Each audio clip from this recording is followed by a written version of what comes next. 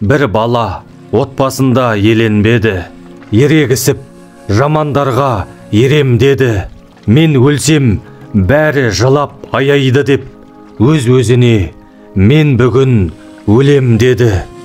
Белгісіз шын ойыма, қырсығума, өксігі жас кеудеде тұншығуда.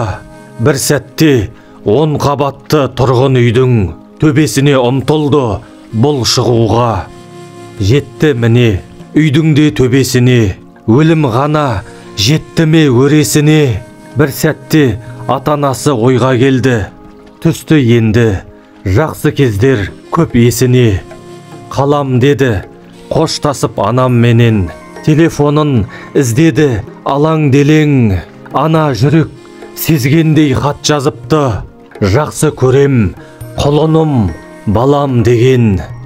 Өмірді астан кестен қылма бекер, бала бол ата-ананы тыңдап өтер.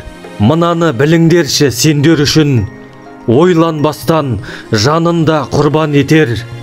Алаңдамай кетсегер қамдарыңа, алаңдағаны ертеңгі нандарыңа.